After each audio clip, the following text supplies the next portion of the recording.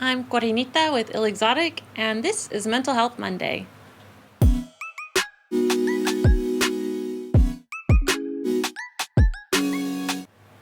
Thanks for joining us again this week. I'm happy to see you here.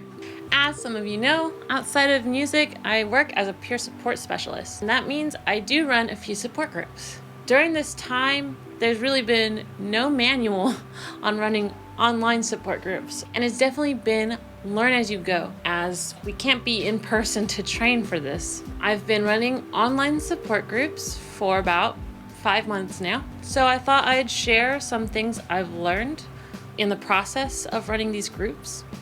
And hopefully, if you've been thinking about facilitating a support group, you can feel empowered to do so after watching this video. In this video, I'm going to go over the pros and cons of quickly moving onto an online platform for support groups, best practices for support groups online, and share some of my ideas for support groups. So usually people say pros and cons, but I'm going to list the cons first because I like to have the bad news first.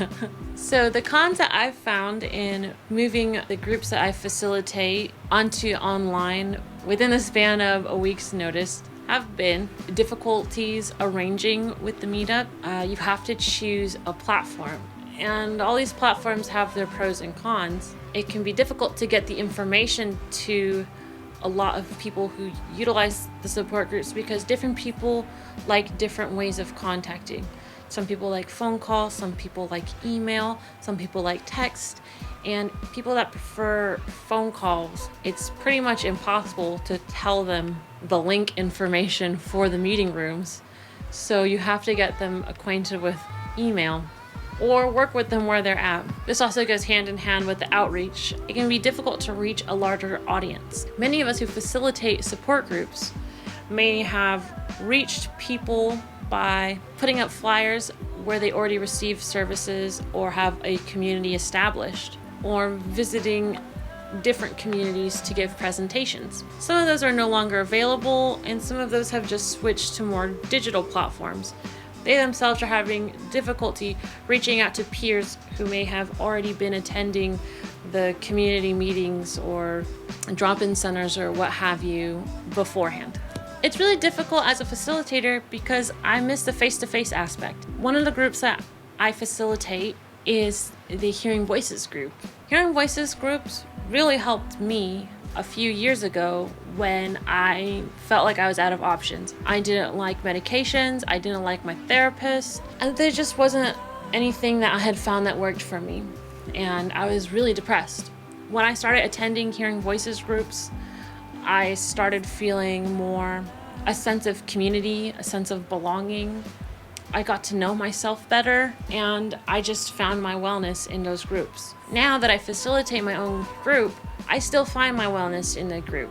Just because I facilitate it doesn't mean that I've stopped benefiting from it. And I really miss the feeling of belonging. I miss the feeling of having my friends in the same room, and we talk about things that are kind of weird that I can't just call up one of my friends from outside of the group and chit chat about because they just won't relate the same way. And another thing I miss, which is kind of silly, is I miss eating snacks with others. I know this one sounds kind of silly, but sharing a meal with someone is a special way of bonding with others. So even when we have our meetings, I really miss that aspect of sharing fruit and other snacks and things together and just having that sense of community over food. But don't worry, there are also good sides to this. So now I'm going to go over the pros. Since moving to an online platform, I've had new members come in and out who are from all over the place. Before, it was specific to my county, and they weren't coming from very far away because of transit issues. Now, anyone can get into the group as long as they get the information from me and have an interest. I've had people from Oregon, Washington, the LA area coming into the group who otherwise would have had no access. And it's been great getting to know new people and finding solidarity from people far and wide. Some folks are actually more comfortable with remote meetings. Some people don't want to leave their house. Some people feel uncomfortable going into public. Some people have to take public transportation and they're not comfortable with that. So having a remote option has actually been really good for some people.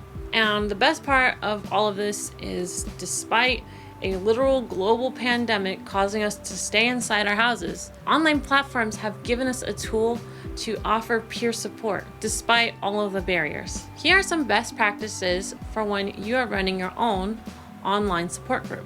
Have patience. It's really important. When it's people's first times in these group meetings on video platforms, remember that you're going to have to tell people over and over again the first few meetings, would you please mute yourself? Would you please mute yourself? Everyone, please make sure that you're muted. You're going to hear that a lot. And it's okay. People will learn and they will figure it out. But it's genuinely hard to remember at first. And even sometimes I catch myself unmuted and I'm coughing and I'm like, oh my gosh, I'm so sorry. Everyone just heard that very loud. Practice with your video camera use. Use your computer or webcam or whatever it is to call up a friend or family member, someone from outside of your peer support world, and just practice talking to them. Have a casual conversation about your day, about what's going on, until you become a little bit more natural with being on the webcam.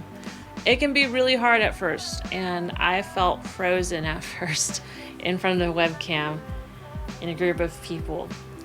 But if you feel frozen as the facilitator of the group, everyone else is going to feel uncomfortable as well. So if you can be the most comfortable as possible, it's going to help everybody else feel more at ease. Your groups might require a little more structure. I know some support groups have a lot of structure and timelines and schedules, but for the Hearing Voices group, we usually are very go with the flow. But moving to online platforms has shown me that when you're on a webcam with someone, natural pauses turn into awkward silences. And awkward silences turn into, all right, I'm done with the group, I'll see you later. So meetings that maybe took 2 hours before will only take an hour, maybe even less, because people freeze up and don't know what to say anymore. So make sure you have some engaging activities planned for people to focus on. Maybe some questions, icebreakers, exercises. Like one that I do is focusing on things that I can control and focusing things that I cannot control, so I'll let go of. And then we all collaborate on the activity together and have a big list that help us even outside of the group. Meet people where they're at. Some people have never used the internet for communicating with others. I myself never used video conferencing platforms until this past March. And I've been on the internet since I was like 10 years old. So if a lot of our peers don't use the internet regularly and don't use computers regularly, this can be a really difficult transition.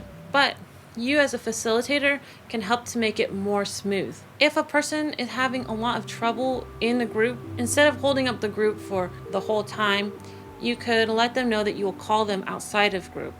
And then make sure to follow up and call them and walk them through setting up the program and how to use it. I understand that this isn't ideal. It'd be great if they could come in to wherever it is that you work and you could work together to show them how the computer works completely and totally hands-on. But unfortunately, we have to maintain our physical distance at this time. So give someone a call, block off an hour of your time, and help walk them through all the uses of the online video platform. It'll take a small time investment that will pay out immensely for the individual that you're helping. And lastly, as a facilitator, make sure you're utilizing all of the functions available to you. One platform that I'm very familiar with is Zoom. And Zoom has audio sharing, video with audio sharing. You can share your desktop and open programs so they can see them firsthand. You can use a whiteboard function to write group exercises on. You can use the video share function to share a YouTube video, like a guided meditation, or maybe informational videos about the topic that your group is about. All of these are different ways to kind of spice up your usual group meeting. It also will get rid of some of those awkward silences. and make way for more group experiences. Take the time to hop on a video call on your platform by yourself and just explore what sort of functions your program can do. It will really step up your meeting game. When it comes to ideas for groups, make sure you're thinking outside the box. Having only mental health groups might be a little boring, so maybe think about expanding. You could do a group for creating things like collages or painting. You can host a social group where people can just get on and share about their day. You can do physically distant walks by doing a group phone call or a video call using the phone, and go for a walk in your own respective neighborhoods while chit-chatting. We use the term social distancing, but we should really be physically distant while staying socially connected. Think outside of the box when you're planning a support group, and refer to the 8 dimensions of wellness. Maybe one of those dimensions is something that you enjoy and want to share with a group of people. Remember that there's a lot of aspects to wellness that we can help to support in our communities. So, in this video, we went over the pros and cons of remote meetings, best practices for remote meetings, and different group ideas. Switching to online platforms without warning has been very difficult, but just remember that you're helping your community and nobody is perfect. Just because your group doesn't go perfectly as planned, has awkward silences, cuts out a little early because of technical difficulties, you're still doing a lot. You're providing support and you're putting in effort, and it shows. And thank you for caring enough to go out on a limb to do it. That's all for today. If you enjoyed this video, give it a like, subscribe, leave me a comment if you're running a group and let me know how that's going, or even comment if you're interested in attending a support group. Have a great day. Love you.